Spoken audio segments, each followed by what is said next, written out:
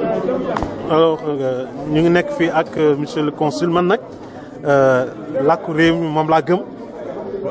bi nga làkk bi ngay dégg boobu ngay wax. yëpp dégg naa leen ñoom. waaw nan nga gisee tey organisation vote bi fii ci Le Havre ak ci Normandie ñu dañu bëgg nga joxe sa tur ak sa fonction quoi. waaw Lamine Diouf. chef agence consulaire du Havre.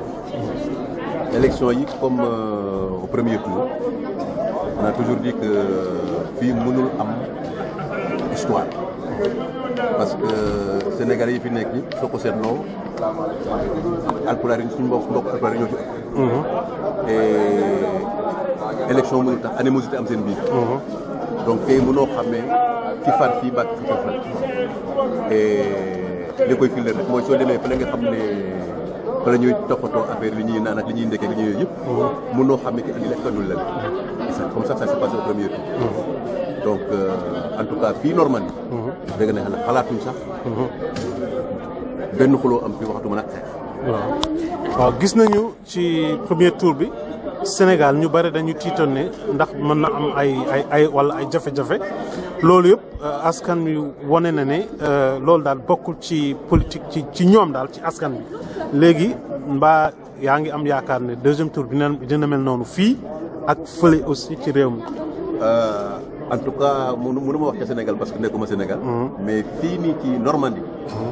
nam ma doon premier tour lay mel. te subaak léegi amul benn jafe-jafe bu jógee pratiquement ci les deux mandataires. les deux mandataires tey ñoom foo leen gis ñoom ñaar ñoo ànd mënoo xam ne kan mooy mandataire Fall 2012 mënoo xam ne kan mooy mandataire Macky 2012. waaw su fekkee nag ñaari mandataires yi noonu lañ mel ànd noonu. à plus forte raison les électeurs.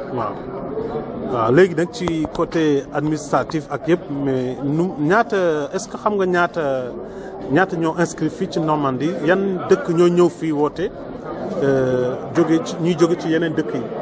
alors pour le lieu de vote du Havre on a 2450 électeurs inscrits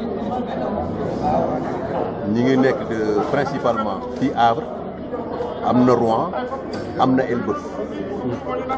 ci ñetti gox yooyu dañuy jóge di ñëw Havre Elbeuf Rouen.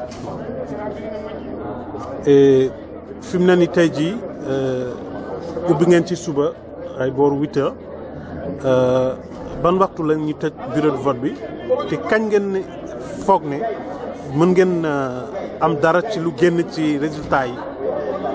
alors décision bi convoqué corps électoral def nañu ubbi bureau yi 8 heures ba 18 heures su fekkee ne 18 heures jot na te mu des ay électeurs yu sakkan consul général Léopold Faye bi nekk Paris la ñuy woo mu jël arrêté prolongeant le scrutin pour 1 heure. mais yaakaar na ne duñ fa yegg parce que ni nit ñi di commencé di ñëwee ça risque d'être comme au premier tour à 17 heures pratiquement xam naa ne foofu yëpp ñëw. alors su fekkee ne pare nañ 18 heures au plus tard comme ni ñu defoon bale yoon à 20 heures on aura fini de publier les résultats.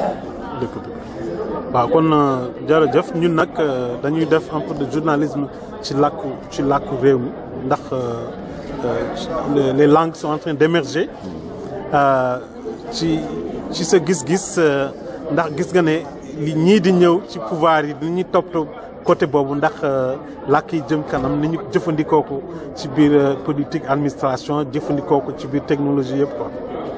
alors en ce qui concerne maintenant les langues nationales.